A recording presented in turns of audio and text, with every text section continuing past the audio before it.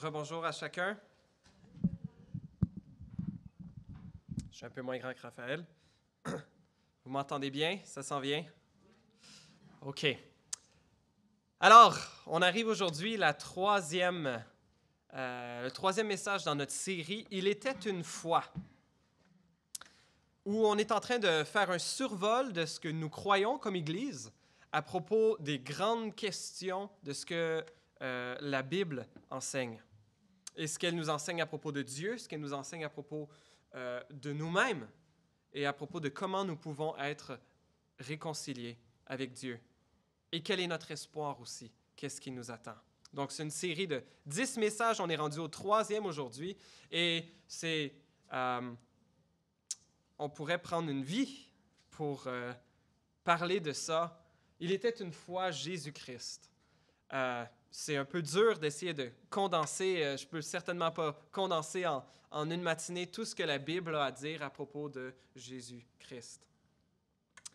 J'aimerais toutefois vous partager, pour commencer, l'article de notre confession de foi d'Église, qui est à la prochaine diapo, qui dit « Nous croyons en la divinité et en l'humanité absolue de Jésus-Christ dans son être même, en son existence éternelle avec le Père dans la gloire avant son incarnation, en sa naissance miraculeuse d'une vierge, en sa vie sans péché, sa mort expiatoire, sa résurrection corporelle, son ascension triomphante, son ministère de médiateur et son retour personnel. Amen. Prions. Seigneur notre Dieu, qu'il est bon pour nous de te louer, qu'il est bon pour nous de louer ton Fils Jésus. Seigneur Jésus, nous l'avons chanté, nous venons de le chanter. Merci pour la croix. Merci d'avoir ouvert le chemin vers ton Père qui nous était bloqué, complètement scellé à cause de nos fautes. Merci d'avoir pourvu un moyen de réconciliation avec lui.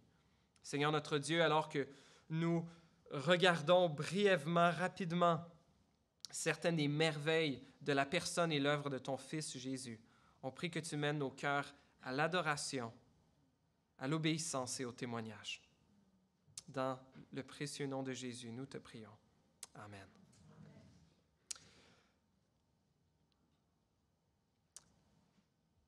Il a été commun pour les chrétiens de pas mal toutes les époques de mettre par écrit à un moment ou à un autre ce qu'ils croyaient à propos de Dieu, à propos de la Bible, à propos de Jésus, à propos de l'humanité.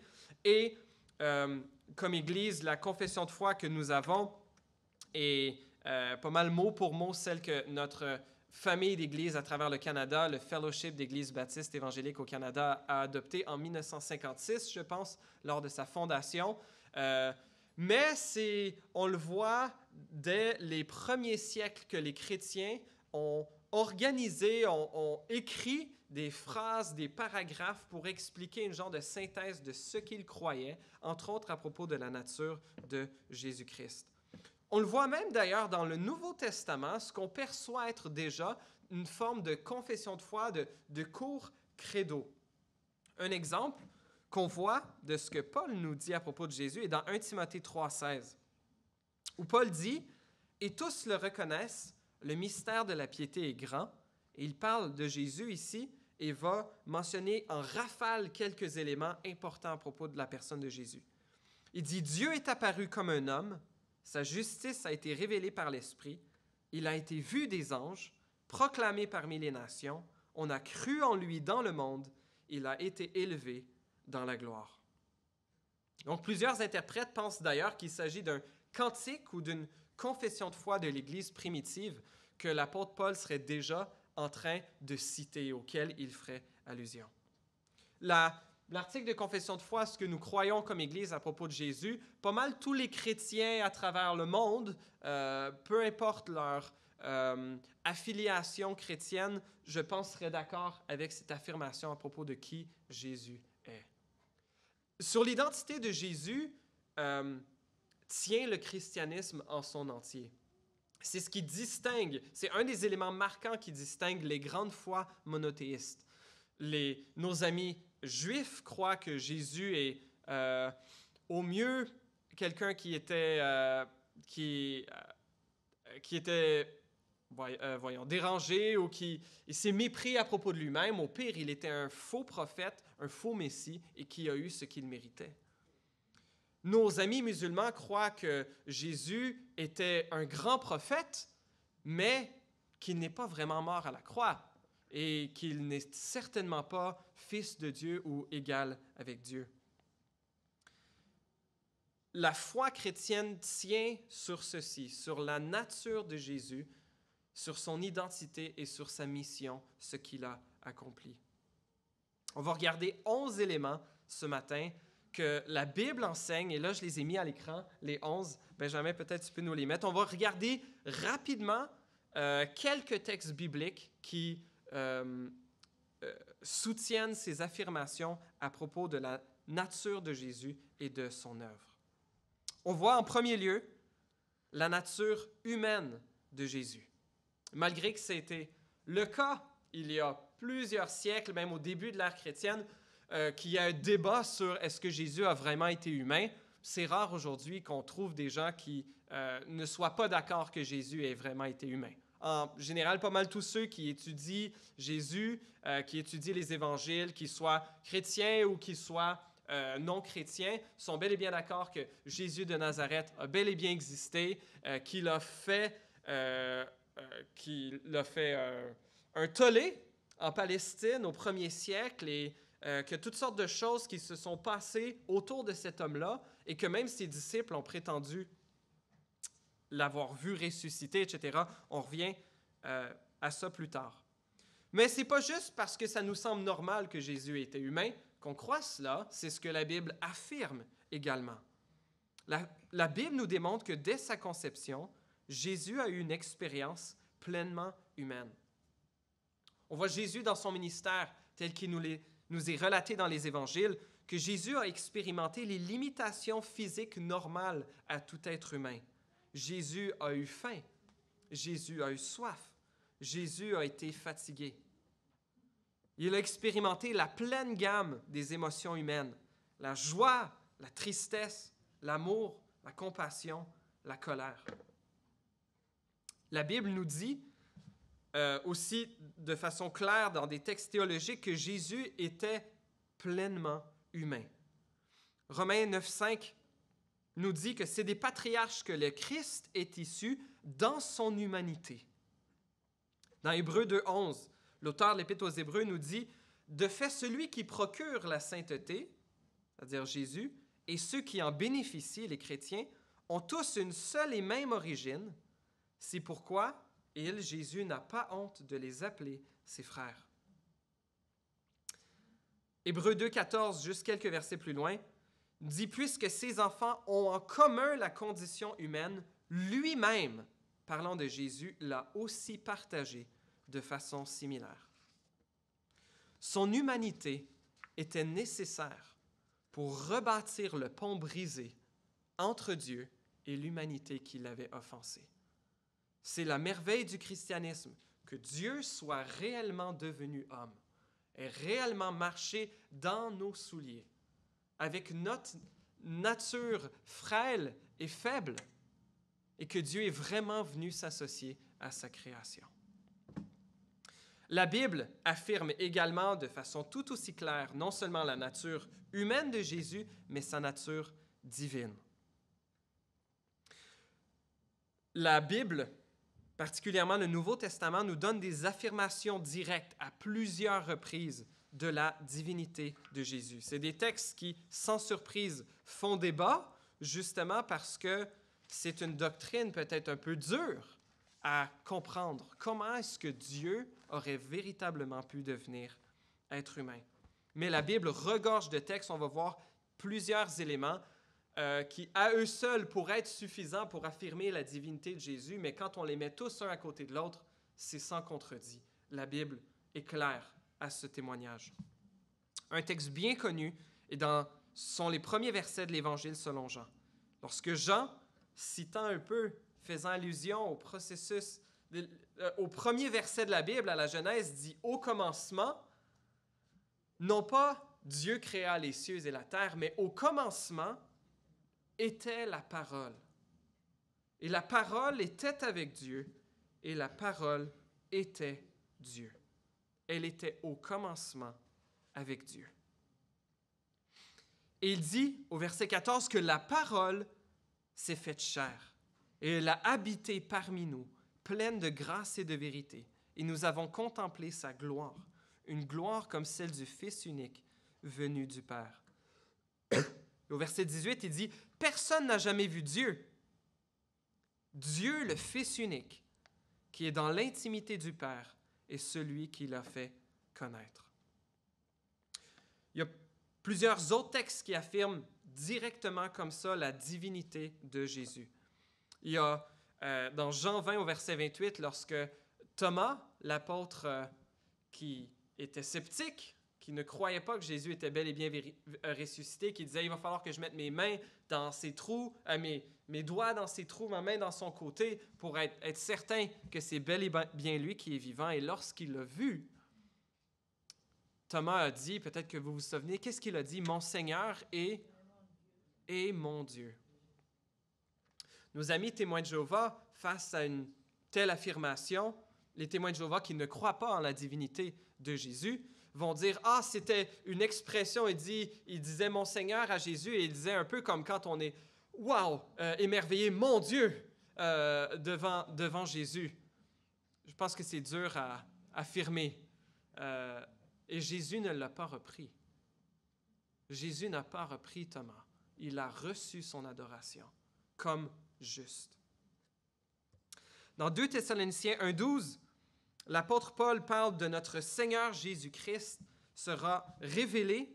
Il dit ainsi, la gloire du nom de notre Seigneur Jésus-Christ sera révélée en vous et la vôtre en lui, conformément à la grâce de notre Dieu et Seigneur Jésus-Christ.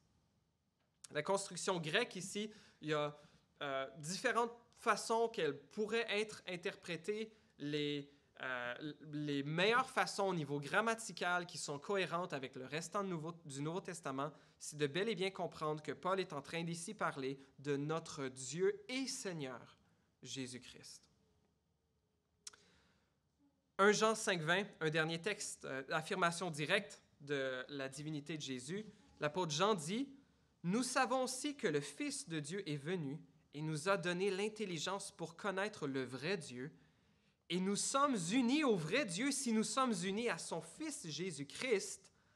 C'est lui qui est le vrai Dieu et la vie éternelle. »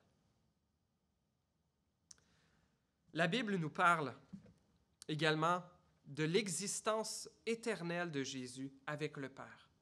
Comme on vient de le voir dans Jean 1, versets 1 et 2, Jésus a affirmé être lui-même celui qui est. Il s'est associé avec Dieu, le Dieu de l'Alliance, l'Éternel. Quand Jésus, en répondant à ses interlocuteurs, leur dit « En vérité, je vous le dis, avant qu'Abraham soit né, je suis. » Jésus parle de sa gloire qu'il avait avec son Père avant la création du monde. Jean 17, 5, « Maintenant, Père, révèle toi-même ma gloire auprès de toi, en me donnant la gloire que j'avais auprès de toi avant que le monde existe. » On voit Jésus qui a aussi été actif dans la création. On voit les 3 personnes de la Trinité qui ont été actifs dans la création. On peut le percevoir un petit peu dans Genèse, dans les premiers chapitres, lorsqu'on voit que Dieu a créé, mais que Dieu a créé par la parole également. Et que cette parole est celle qui s'est faite chair en Jésus. Et on voit l'Esprit aussi qui planait sur la surface des eaux. Dieu, dans sa plénitude, Père, Fils et Esprit, est impliqué dans la création, ils ont été impliqués dans la rédemption. Colossiens 1,16 nous dit à propos de Jésus, « C'est en lui que tout a été créé, dans le ciel et sur la terre, le visible et l'invisible, trône, souveraineté, domination, autorité, tout a été créé par lui et pour lui. Il existe avant toute chose et tout subsiste en lui. Une autre chose qu'on voit qui nous témoigne de la divinité de Jésus, c'est qu'il reçoit la même louange qui est donnée à Dieu le Père. Les premiers chrétiens étaient des Juifs. Et comme nos amis musulmans, ils étaient très conscients que de louer, d'adorer n'importe qui d'autre que Dieu ou de mettre un homme comme égal à Dieu était un grand blasphème.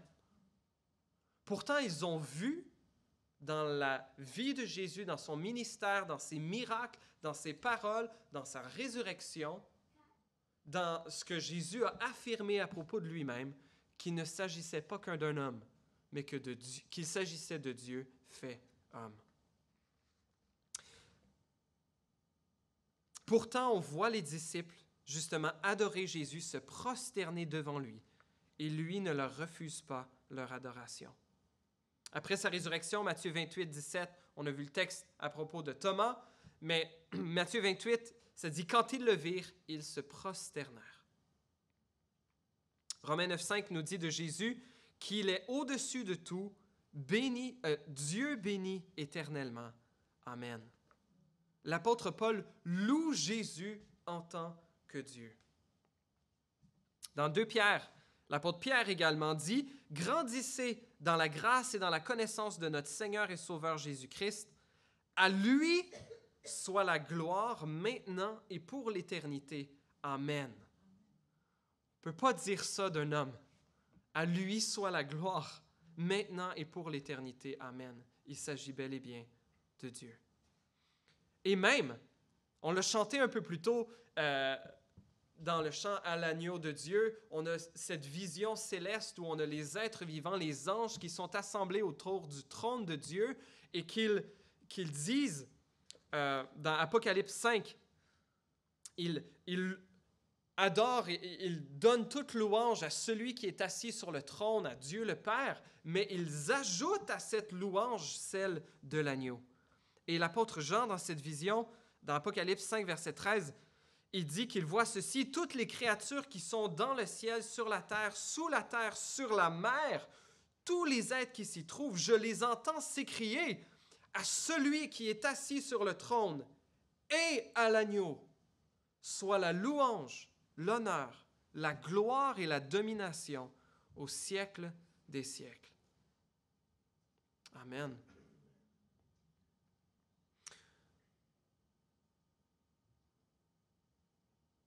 La nature humaine de Jésus et sa nature divine ont été unies en une seule personne.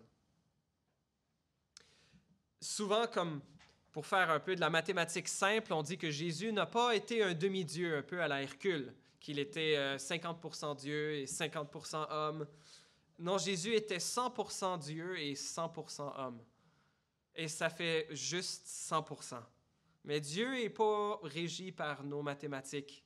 Il n'est pas obligé de fonctionner dans nos mathématiques à nous.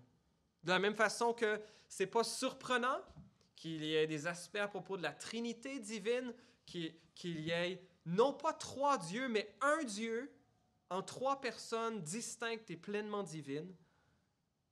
Quelque chose que nous ne pouvons pas pleinement, on peut certainement pas pleinement humainement comprendre. En Jésus, la nature humaine et la nature divine étaient unies en une seule personne. Troisième affirmation à propos de Jésus, c'est qu'il est le centre de la révélation de Dieu. L'Ancien Testament parle de lui. L'Ancien Testament murmure son nom. Déjà, après le premier péché de nos premiers parents, lorsque Dieu donne la malédiction au serpent, au diable, il dit « Je mettrai l'hostilité entre toi et la femme, entre ta descendance et sa descendance.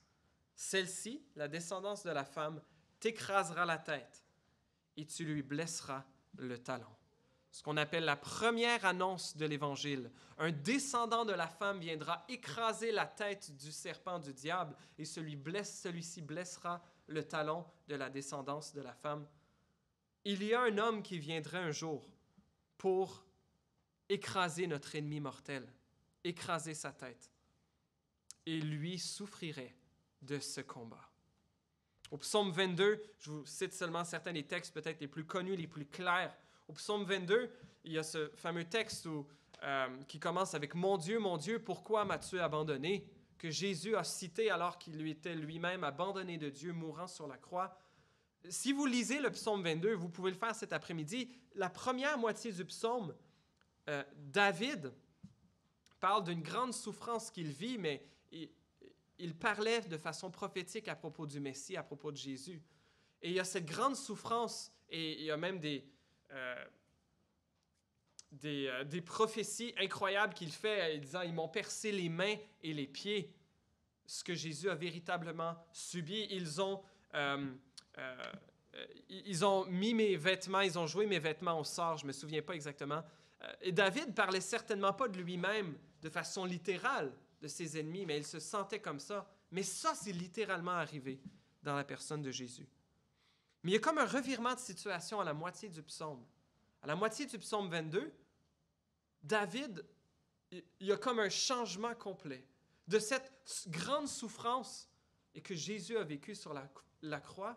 Il y a ensuite un revirement de situation et il se met à exalter Dieu et c'est comme une résurrection. Toute cette souffrance qu'il avait vécue est maintenant changée en joie et en adoration envers Dieu. Probablement le texte, un autre texte qui prophétisait la venue de Jésus, Zacharie 12, verset 10. Dieu dit à propos de son peuple, « Ils tourneront les regards vers moi, celui qu'ils ont transpercé. » Que les apôtres ont bien souligné était une prophétie de ce que Jésus allait subir. Le texte le plus clair, probablement, est Ésaïe 52, verset 13, et Ésaïe 53, le texte au complet, on va voir un peu plus tard, qui nous parlait clairement des souffrances à venir du Messie. Mais non seulement on a ces quelques textes qui nous pointent vers le Messie à venir, qui nous pointent vers le Sauveur, mais toutes les institutions que Dieu avait mises en place dans l'Ancienne Alliance étaient des façons que Dieu était en train de préparer son peuple et nous préparer à notre Sauveur. L'institution de la prêtrise, de ce besoin d'intermédiaire entre Dieu et les hommes, l'institution des sacrifices, ce besoin que le sang coule pour que nos fautes soient effacées, l'institution du tabernacle et du temple, un lieu où les êtres humains et Dieu pourraient se rencontrer, médier dans les règles de Dieu, les prophètes, la royauté, les alliances, la promesse d'une terre pour le peuple d'Israël, toutes ces choses trouvent leur plein accomplissement en la personne de Jésus. De sorte que ce ne sont pas que quelques textes qui sont accomplis en Jésus, mais l'ensemble de l'Ancienne Alliance et l'ensemble de tout ce que la Bible a à nous dire pointait en fait vers Jésus. La Bible entière murmure son nom. Il est le centre et le cœur de la révélation de Dieu. Rapidement, 4e point, la parole s'est faite chair. Jésus est Dieu qui s'est incarné, qui est devenu un être humain, qui a habité parmi nous. Et qui est né d'une façon unique à quelconque autre humain qui ait marché sur la terre, qui, comme les premiers chapitres de Matthieu et Luc nous disent qu'il est né d'une vierge. Non pas de la science-fiction comme Anakin Skywalker, que sa mère avait un grand taux de midi-chlorien et qu'elle est tombée enceinte, vraiment une allusion claire au Christ dans Star Wars. Mais là, on n'est pas dans de la science-fiction. Peut-être que vous croyez que c'est le cas, mais la Bible nous affirme que c'est réellement ça qui s'est passé, que Dieu est ainsi venu être humain et marcher parmi nous. Matthieu 1, 18 nous dit que Marie, la mère de Jésus-Christ, était fiancée à Joseph. Or, avant qu'ils aient habité ensemble, elle se trouva enceinte par l'action du Saint-Esprit. Dans Luc 1, lorsque Marie reçoit la nouvelle de l'ange qu'elle va tomber enceinte, elle dit « Mais comment cela se fera-t-il? Je n'ai pas de relation avec un homme. » Et l'ange lui dit « Le Saint-Esprit viendra sur toi. La puissance du Très-Haut te couvrira de son ombre. C'est pourquoi le Saint-Enfant qui naîtra sera appelé Fils de Dieu. » Nous voyons ensuite le ministère d'autorité que Jésus a eu. Nous le voyons à travers les évangiles. On pourrait passer évidemment des années à étudier les évangiles. On voit que Jésus a un ministère d'enseignement qu'il enseignait avec autorité et non comme les spécialistes de la loi de son époque. Il a accompli de grands miracles. Raphaël a fait allusion à un d'entre eux tantôt lorsqu'il avait guéri le fils de l'officier du roi. On l'a vu faire toutes sortes de miracles de guérison, comment il a chassé les démons, comment il avait l'autorité sur la nature même, comment il a changé l'eau en vin, comment il a calmé la tempête, marché sur la tempête, ressuscité des morts. Nous croyons comme chrétiens que toutes ces choses se sont bel et bien passées et qu'elles étaient des signes de l'avènement du royaume de Dieu. Ces manifestations miraculeuses de Jésus servaient à nous témoigner qu'il n'était pas juste un charlatan prétendant, mais que des milliers de personnes ont vu son ministère. C'est pas que les gens étaient juste crédules et qui gobaient un peu n'importe quoi, qui fait que pas longtemps après la résurrection de Jésus, des milliers de personnes ont cru dans ce que Pierre leur annonçait, les apôtres leur annonçaient. C'est parce qu'ils l'avaient vu. Et des milliers de personnes l'avaient vu faire toutes ces choses-là. Et des milliers de personnes, sans doute, ont été témoins qu'il avait bien été crucifié.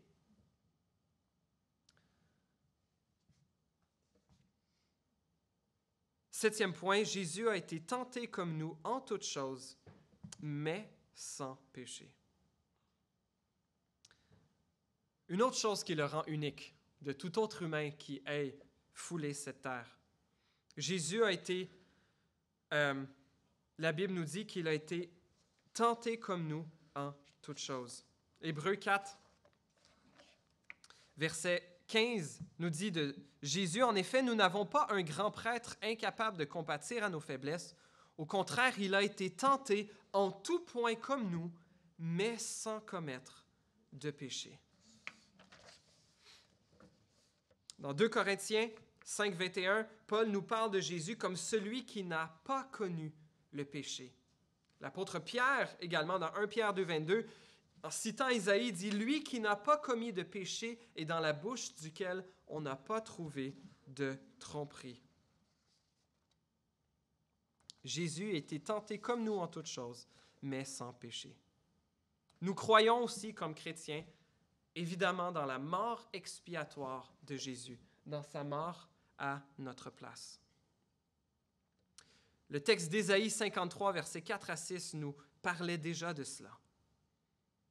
Ésaïe parle d'un serviteur souffrant à venir et dit ceci, « Pourtant, ce sont nos souffrances qu'il a portées, c'est de nos douleurs qu'il s'est chargé.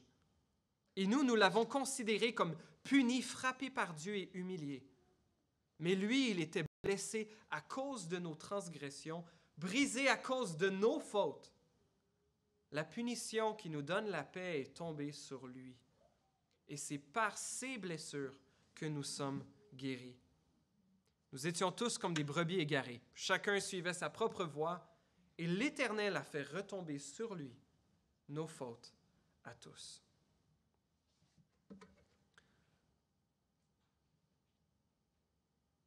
J'ai une longue liste de textes, je vais en mentionner un autre.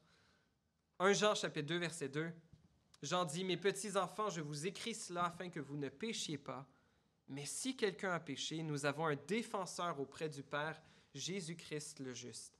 Il est lui-même la victime expiatoire pour nos péchés, c'est-à-dire qui couvre nos péchés, qui efface nos péchés.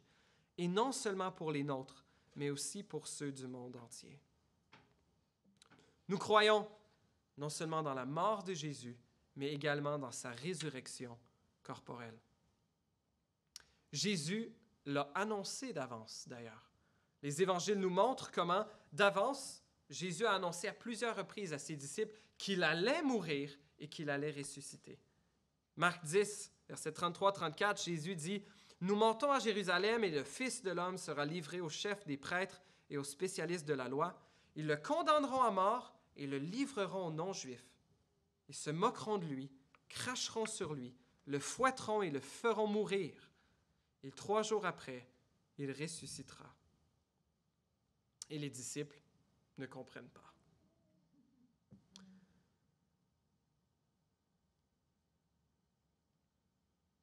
Sur la question de la résurrection de Jésus, tient la véracité ou la fausseté de la foi chrétienne. Si Jésus n'est pas ressuscité, alors le christianisme est faux. Or, si Jésus est bel et bien ressuscité, alors tout ce qu'il a dit et tout ce qu'il a fait vaut la peine d'être examiné en profondeur. L'apôtre Paul a mentionné que c'était le cœur de la foi, justement. 1 Corinthiens 15, il dit « Je vous ai transmis le message que j'avais moi aussi reçu. Christ est mort pour nos péchés conformément aux Écritures. Il a été enseveli et il est ressuscité le 3e jour conformément aux Écritures. » Et là, il cite une liste de témoins. Ensuite, il est apparu à Céphas, c'est-à-dire l'apôtre Pierre, puis aux 12. Après cela, il est apparu à plus de 500 frères et sœurs à la fois, dont la plupart sont encore vivants et dont quelques-uns sont morts. Ensuite, il est apparu à Jacques, puis à tous les apôtres. Après eux tous, il m'est apparu à moi aussi, dit Paul, comme à un enfant né hors terme. Il dit quelques versets plus loin, verset 14, « Et si Christ n'est pas ressuscité, alors notre prédication est vide et votre foi aussi. » Or, si Christ n'est pas ressuscité, verset 17, « Votre foi est inutile, vous êtes encore dans vos péchés. Et par conséquent, ceux qui sont morts en Christ sont aussi perdus. Si c'est pour cette vie seulement que nous espérons en Christ, nous sommes les plus à plaindre de tous les hommes. » Sur la question de la résurrection, c'est le socle de la foi chrétienne. La foi chrétienne tombe ou tient sur la résurrection de Jésus. Et il y a cet élément central de l'histoire humaine, de l'humanité, qui est très dur à réconcilier avec ce qui s'est passé s'il n'y a pas cet événement un peu ahurissant que la Bible nous rapporte. Et les historiens un peu de tous acabits, qu'ils soient croyants ou non croyants, sont d'accord en étudiant les textes de la Bible, qu'ils croient ou pas qu'ils aient été inspirés. Il y a là un témoignage évident de ce que les premiers chrétiens croyaient. Et la résurrection de Jésus est un élément non pas périphérique de la foi chrétienne, mais un élément central. Il n'y aurait pas de foi chrétienne sans la mort et la résurrection de Jésus. Et peu importe quel texte du Nouveau Testament, même même les plus critiques de la Bible acceptent de dater le plus tôt, qu'ils acceptent, OK, oui, ça c'est Paul qui a écrit ce texte-là, la résurrection est là dès le début. Et il y a de ces éléments historiques qui sont très durs à expliquer sans passer par la résurrection. Mais la résurrection est peut-être effectivement si miraculeuse qu'on essaie de l'expliquer autrement. Il y a le fait qu'on voit que les apôtres, dès le début de la foi chrétienne, étaient convaincus que Jésus était ressuscité. Celui qu'ils avaient connu, qui avait marché parmi eux, ils étaient convaincus qu'il était vraiment ressuscité, qu'il leur était apparu, et ils étaient prêts à mourir là-dessus. Et on voit ça dès les débuts de la foi chrétienne. Alors, si c'était dans les quelques premiers mois, les quelques premières années que c'était arrivé, les opposants à ce mouvement fanatique auraient très bien pu facilement aller dénicher le corps de Jésus dans sa tombe. Or, il est évident qu'ils n'ont pas réussi à le faire, donc la tombe était vide. Et c'est un des éléments qu'on doit chercher à expliquer historiquement. OK, la tombe était vide parce qu'on n'a pas retrouvé le corps de Jésus, sinon ça aurait servi comme contre-argument assez puissant pour étouffer ce mouvement de fanatique. « Ah, notre maître est ressuscité. » Non, bon, voici sa dépouille. On le voit crucifié avec les marques de la crucifixion. Il a été enterré dans tel tombeau. Voilà, il n'y a plus grand argument à dire. Mais ça n'a pas été fait, donc la tombe était bel et bien vide. Il y a eu la transformation des disciples aussi, toutes sortes de transformations, eux qui étaient des Juifs, qui croient en un seul Dieu, qu'on adore un seul Dieu, qui se sont mis à annoncer que Dieu s'était fait homme. Alors, cet homme, Jésus, avait fait des choses assez extraordinaires pour qu'il soit prêt à croire et à annoncer et même mourir pour le fait que cet homme était Dieu. Quelle démarcation plus puissante de la divinité de Jésus que sa propre résurrection, et non pas apparu comme « Ah ouais, j'ai été sous intraveineuse pendant quelques semaines pour me remonter un peu. J'ai pas assez proche de mourir. Mais là, je reprends des forces, ça va me prendre quelques semaines, puis je devrais être top shape après. » Non, les apôtres étaient convaincus. Ils avaient vu Jésus glorieux dans un corps qui avait triomphé de la mort d'une façon qui leur était impossible de faire autrement que de témoigner que cet homme était Dieu mort et ressuscité. Il y a aussi l'expansion rapide de l'Église chrétienne, qui, on le voit dès les premières années après la mort de Jésus et sa soi-disant résurrection, qui a pris comme un feu de flamme dans l'Empire romain, qui s'est répandu tout partout, et que tous les apôtres de Jésus ont été prêts à mourir, et on pense que 11 apôtres sur 12 sont justement morts en témoignant jusqu'à leur dernier souffle que Jésus était bel et bien leur Seigneur et leur Sauveur, qu'il était ressuscité. Il y a cet élément, le début de l'Église chrétienne. Si ce n'est pas de la résurrection, il faut l'expliquer autrement, et c'est difficile à expliquer. Peut-être que ça vaut la peine de considérer ce que les témoins du début de l'Église ont annoncé, que Jésus est bel et bien ressuscité. Non pas comme un simple homme que Dieu a ramené à la vie, mais comme le Sauveur glorieux. Suite à sa résurrection, pour suivre un peu la trajectoire qu'on a fait dans les chants tantôt, nous voyons Jésus qui est monté au ciel, on parle de son ascension. Jésus, on voit dans les évangiles, a quitté ses disciples, il a été élevé au ciel. Et on le voit dans d'autres textes du Nouveau Testament, ensuite, la cession de Jésus, qu'il s'est assis à la droite de Dieu, comme on le voit dans Éphésiens 1, verset 20. Cette puissance, Dieu l'a déployée en Christ quand il l'a ressuscité et l'a fait asseoir à sa droite dans les lieux célestes, où Jésus demeure maintenant comme le médiateur de ceux qui font de lui leur Seigneur et leur Sauveur. Dans Romains 8, 34, il est dit ceci à propos du ministère actuel de Jésus. Paul dit « Qui les condamnera ?» Parlant des enfants de Dieu.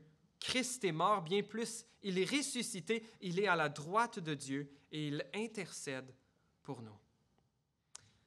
Chers amis, Jésus intercède pour toi.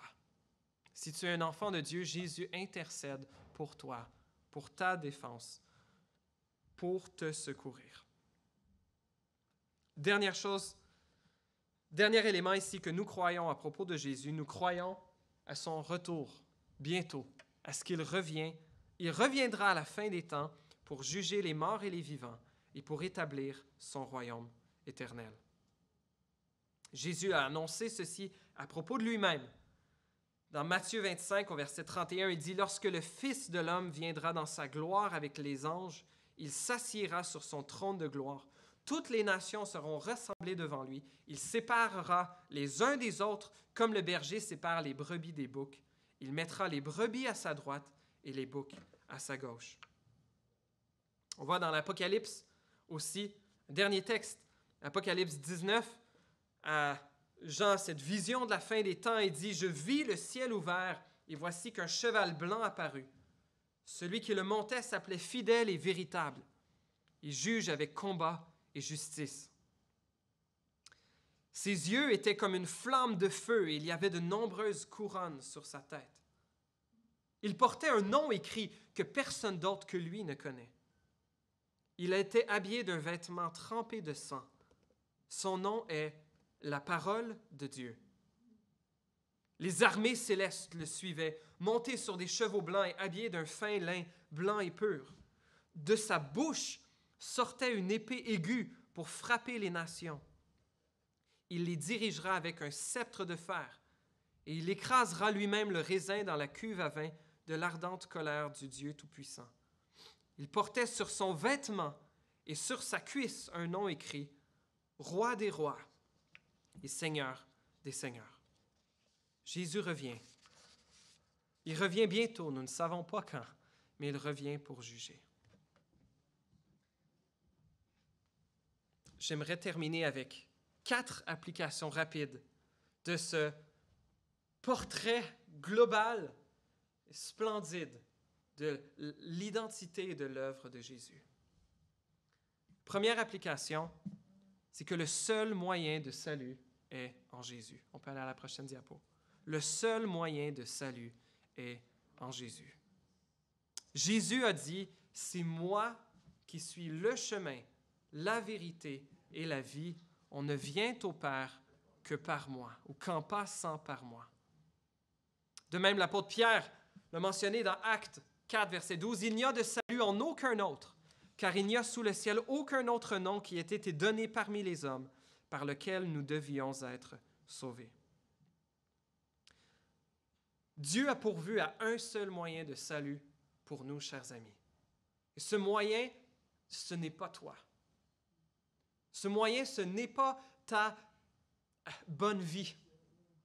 Ce moyen, ce n'est pas ta grande obéissance. Ce moyen n'est pas ton élan de générosité et les grands sacrifices que tu fais pour les meilleures causes de ce monde.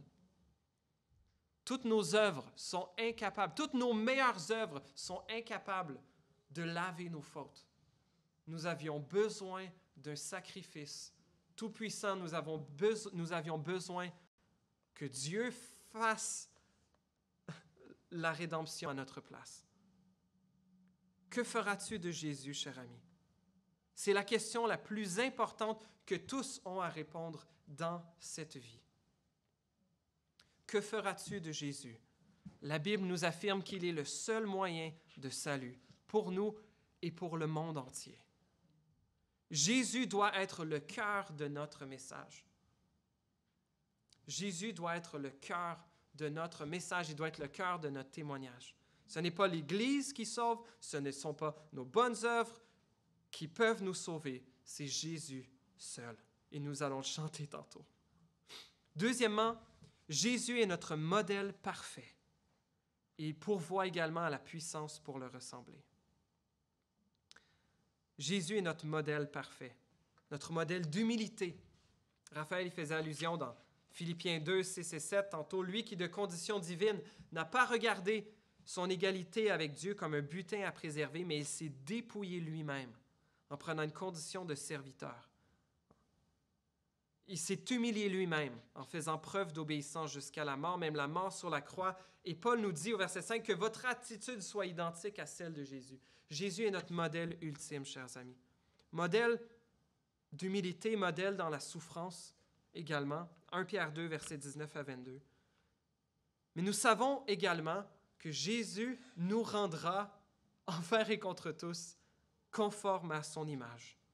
Romains 8, 29, Paul dit que ceux qu'il a connus d'avance, parlant des enfants de Dieu, il les a aussi prédestinés à devenir conformes à l'image de son Fils. Dans 1 Corinthiens 15, il dit « Nous porterons aussi l'image de celui qui est venu du ciel. » Jésus est notre modèle parfait. Il nous rendra parfaits à son image. Et une de ses œuvres, je ne l'ai pas mentionné dans les dernières, on va le voir la semaine prochaine, Jésus nous a envoyé son esprit pour nous transformer, pour nous sanctifier, pour nous rendre fidèles à son image. Jésus nous donne la puissance pour être transformés à son image. Troisièmement, Jésus est un grand prêtre digne de notre confiance et qui nous appelle à venir à lui dans nos moments de lutte, dans nos échecs, dans nos tentations.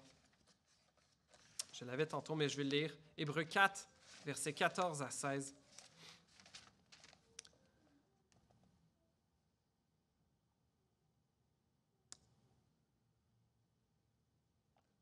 Non, je vais sauter au verset 16. Nous parler de Jésus qui est un grand prêtre qui n'est pas incapable de compatir à nos faiblesses. Au contraire, il a été tenté en tout point comme nous, mais sans commettre de péché. Fuyez donc sa présence sainte. Non, il dit, au contraire, approchons-nous donc avec assurance du trône de la grâce, afin d'obtenir compassion et de trouver grâce pour être secouru au moment opportun. Chers amis, si tu es encore vivant, si tu respires encore aujourd'hui, la grâce est disponible pour toi. Peu importe ce que tu as commis dans le passé, que tu as enfoui, peu importe les pires choses que tu as faites avant d'être chrétien, dans ton état actuel, après être devenu chrétien, la grâce, là où le péché a abondé, la grâce a surabondé. Chers amis, Jésus nous invite encore. Nous pouvons aller avec assurance au trône de grâce pour obtenir compassion et trouver grâce pour être secouru. Et dernièrement, Jésus, on pourrait dire toutes sortes de choses. J'en ai sorti 4 applications. On aurait pu en dire beaucoup plus. Jésus est le seul réellement capable d'unifier le ciel et la terre et les êtres humains entre eux. Dans Colossiens 1, verset 19 à 20, Paul dit, « En effet, Dieu a voulu que toute sa plénitude habite en lui. » Parlons de Jésus. Dieu a voulu par Christ tout réconcilier avec lui-même, aussi bien ce qui est sur la terre, aussi bien ce qui est dans le ciel, aussi bien ce qui est sur la terre que ce qui est dans le ciel, en faisant la paix à travers lui par son sang versé sur la croix. On va voir dans quelques semaines aussi, dans ce que nous croyons à propos de l'Église, que Jésus est le seul qui peut également réellement unir les êtres humains entre eux.